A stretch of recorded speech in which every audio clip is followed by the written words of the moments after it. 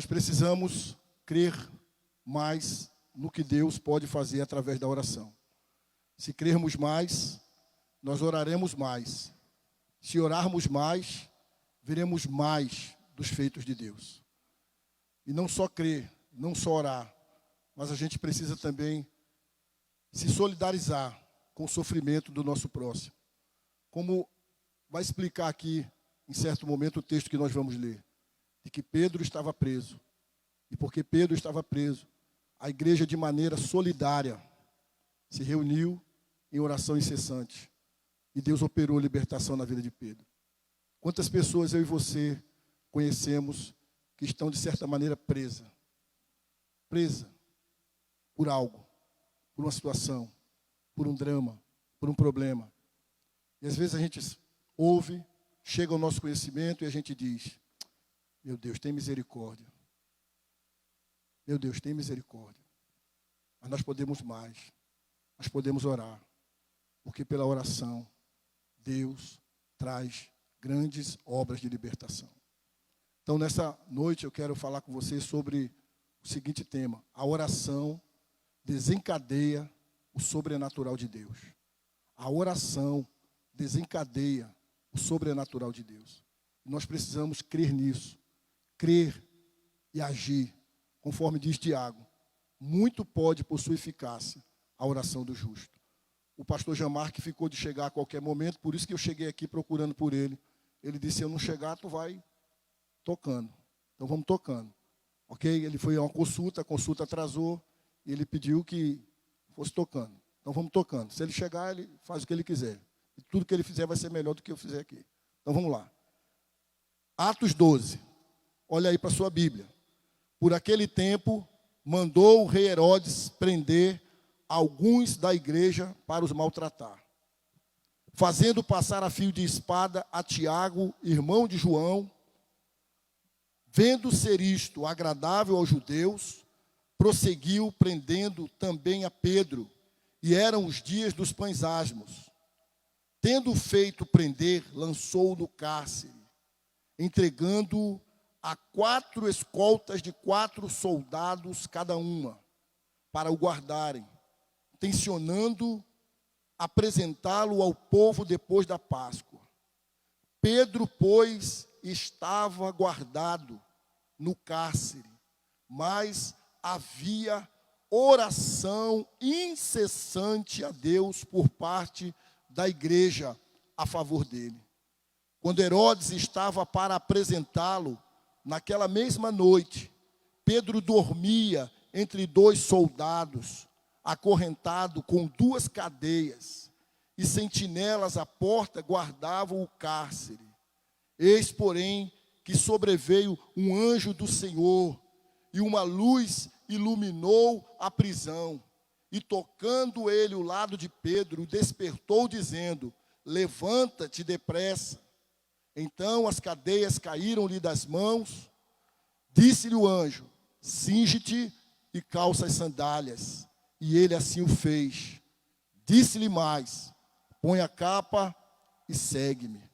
Então, saindo, o seguia, não sabendo que era real o que se fazia por meio do anjo. Parecia-lhe antes uma visão. Depois de terem passado a primeira e a segunda sentinela, chegaram ao portão de ferro que dava para a cidade, o qual se lhes abriu automaticamente, e saindo, enveredaram por uma rua, e logo adiante o anjo se apartou dele. Então, Pedro, caindo em si, disse: agora sei verdadeiramente que o Senhor enviou o seu anjo e me livrou da mão de Herodes e de toda a expectativa do povo judaico. Considerando ele a sua situação, resolveu ir à casa de Maria, mãe de João, cognominado Marcos, onde muitas pessoas estavam congregadas e o quê? E oravam.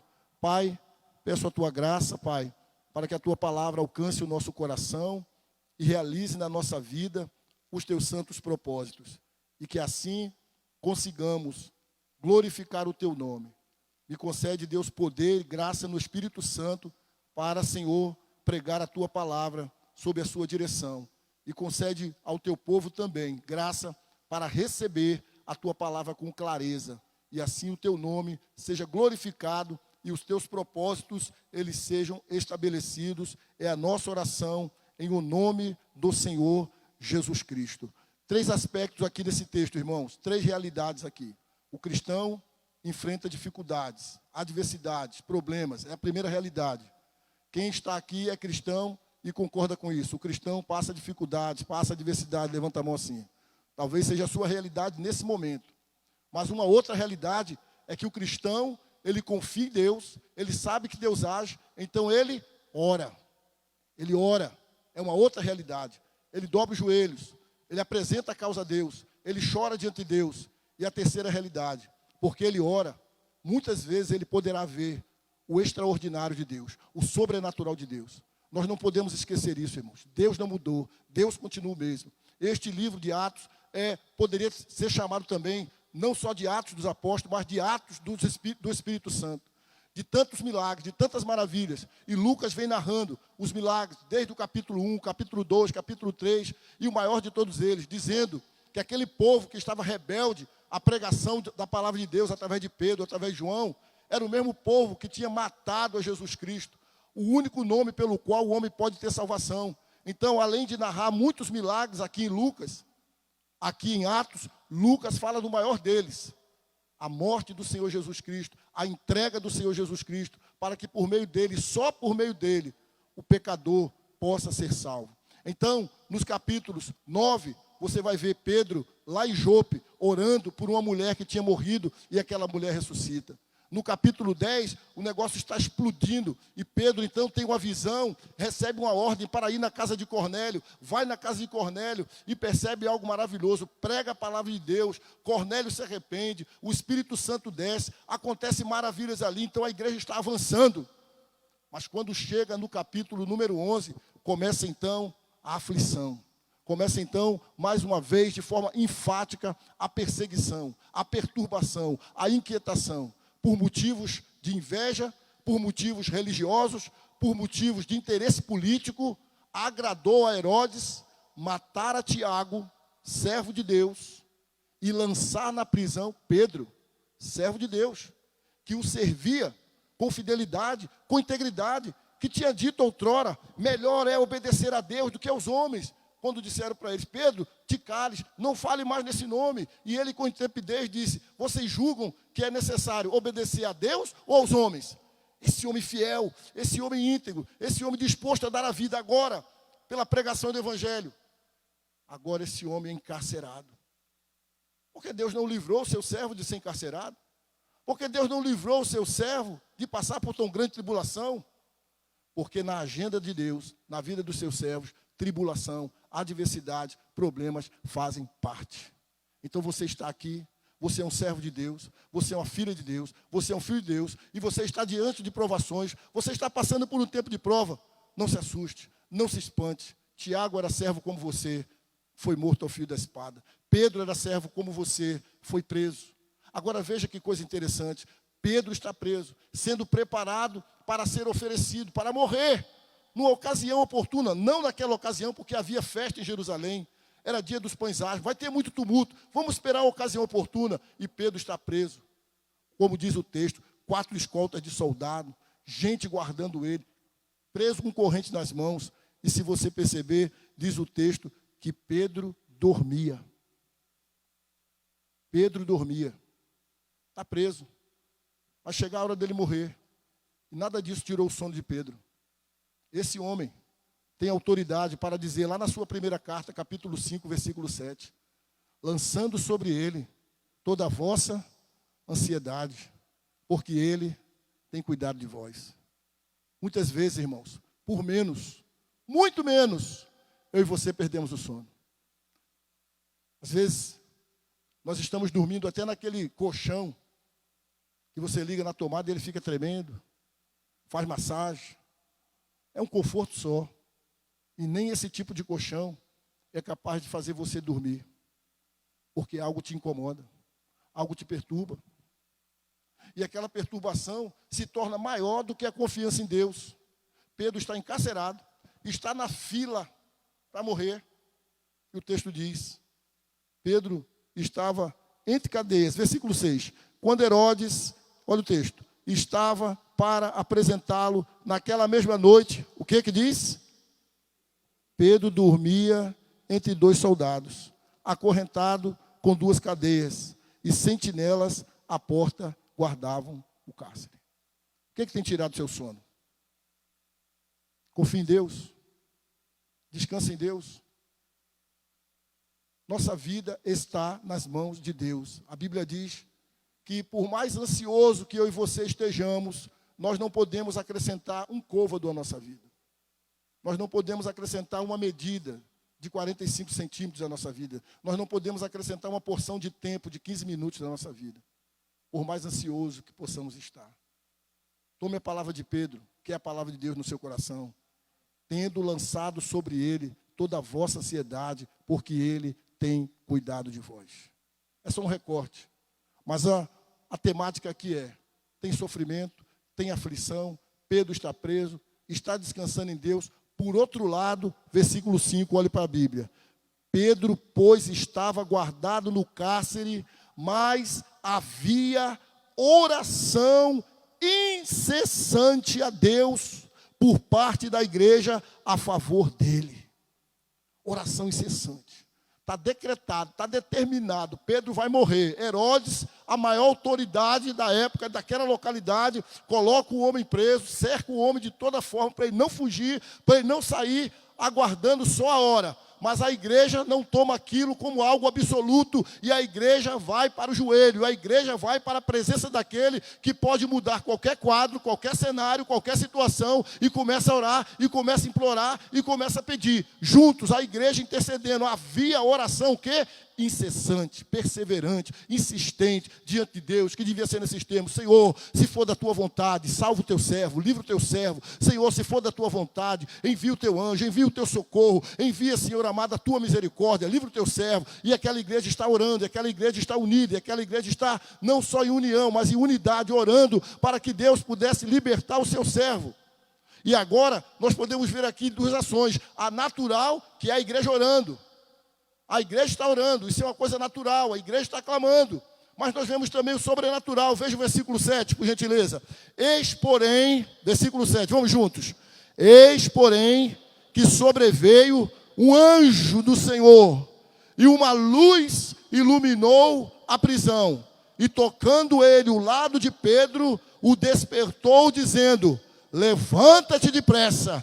Então as cadeias caíram-lhe das mãos. O natural, eu faço a minha parte, eu oro, eu clamo, eu busco, eu bato na porta do Senhor, eu peço. Mas há o sobrenatural.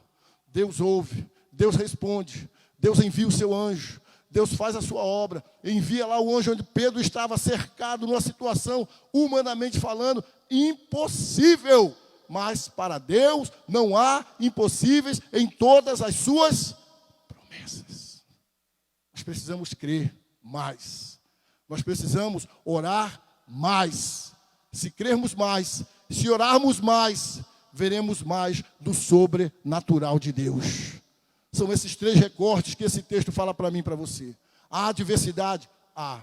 Mas a adversidade deve nos levar não para o desespero, não para a ansiedade, não para a depressão, mas a aflição, a angústia, a dificuldade deve nos levar para a oração.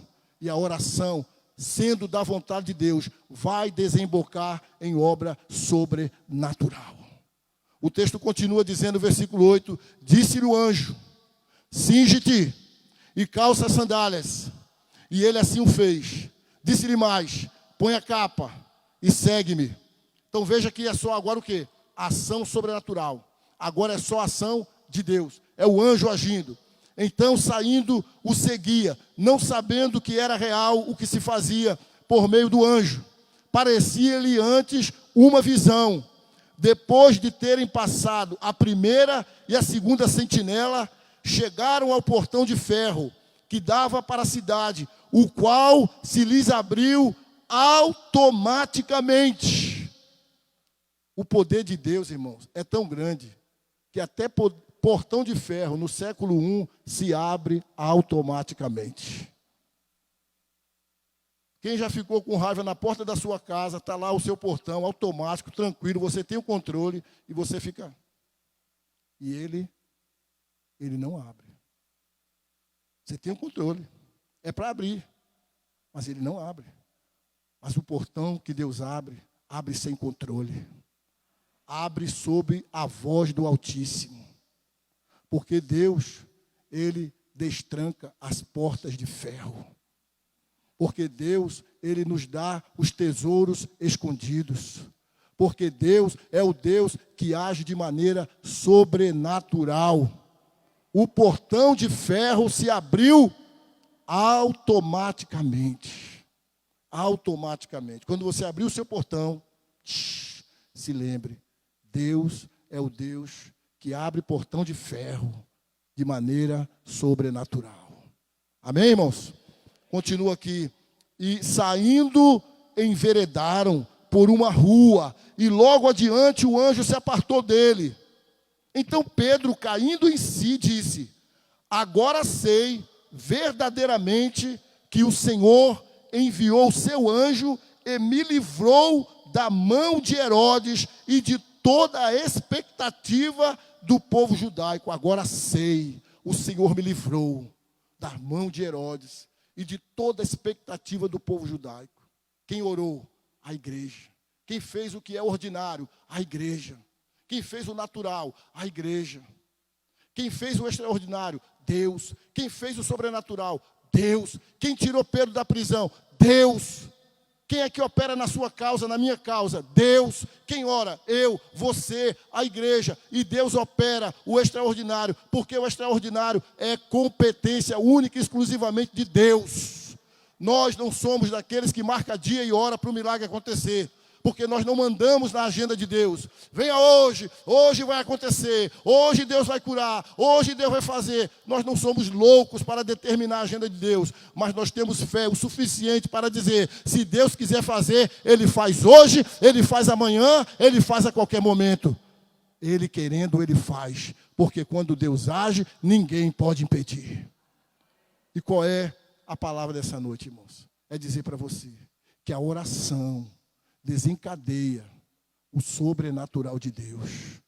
Creia mais, ore mais, e você verá mais a ação de Deus sobrenatural na sua vida e na sua história. Deus não mudou.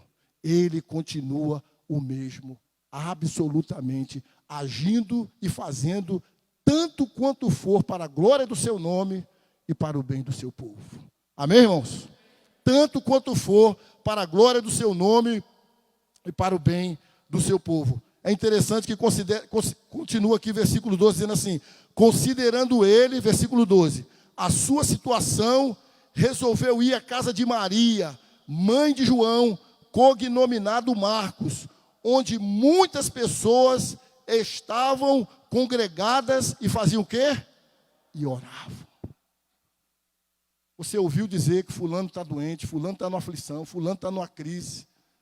Você tem que reunir pessoas na sua casa e orar. Lá em casa a gente tem um hábito. Às vezes chega uma mensagem no Zap ou no celular da minha esposa. Fulano morreu. Fulano vai fazer a cirurgia agora. Agora, na mesma hora, para os 3 que estão em casa. Sara pode estar, sei lá, estudando. Eu posso estar assistindo. Lange pode estar cuidando de uma coisa. Agora vem cá os 3. Vamos orar. Para tudo. Como diz o Masterchef, para tudo e vamos orar. E naquela hora, nós nos colocamos de joelhos e a gente pede, Senhor, opera nessa causa, Senhor, age nessa situação, Senhor, vai lá naquela cirurgia, Senhor, vai lá, alguma situação que sempre chega. Fulano de tal teve um acidente, fulano de tal está aperreado lá com o filho, fulano de tal está aperreado lá com o marido, fulano de tal vai fazer uma cirurgia. Junta os 3 e vamos orar. Sabe por quê? Porque pela oração, Deus desencadeia o sobrenatural. Não murmure, irmão. Não desanime, irmão. Não desista, irmão.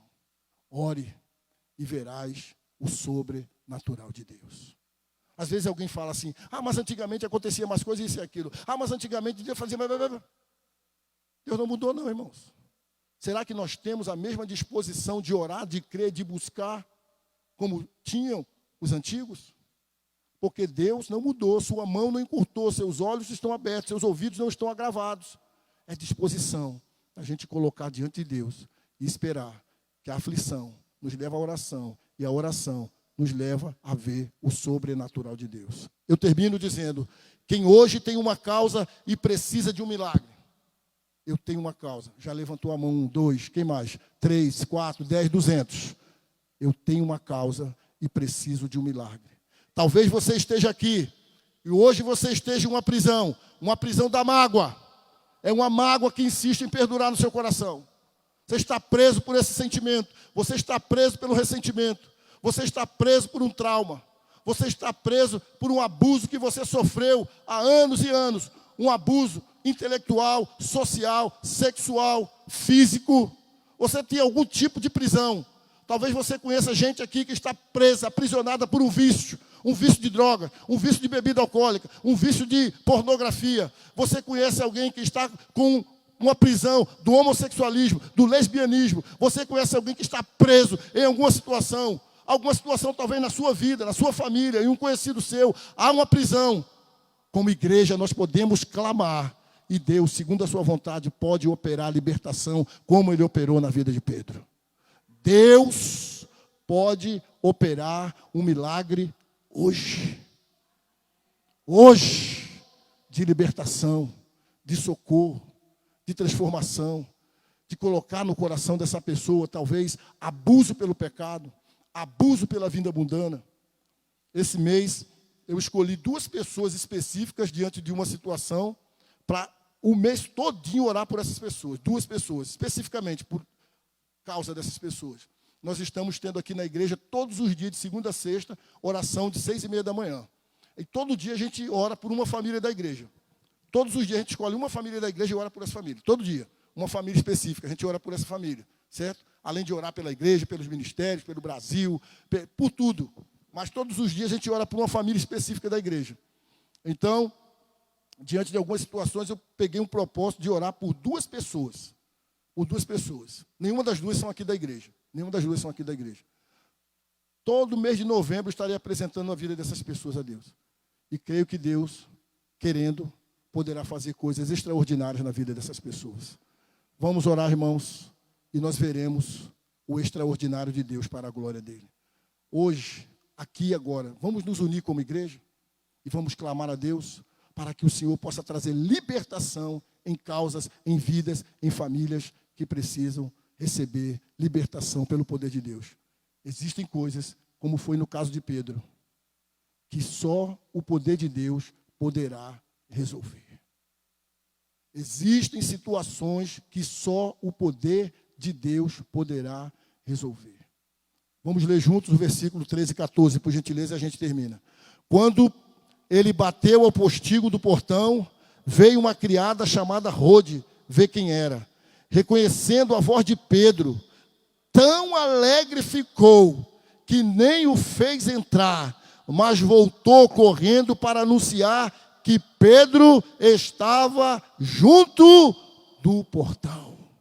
Que essa alegria que aquela mulher recebeu, ao ver a realidade da libertação de Pedro, seja a sua alegria ao ver a libertação de Deus em cima dessa causa, em cima dessa pessoa, em cima dessa situação. Que aquela mesma alegria que inundou aquele coração possa inundar o seu coração e Deus possa ser glorificado. E você possa dizer, de fato e de verdade, Deus continua o mesmo. Deus continua operando o sobrenatural. Vamos ficar de pé, por gentileza?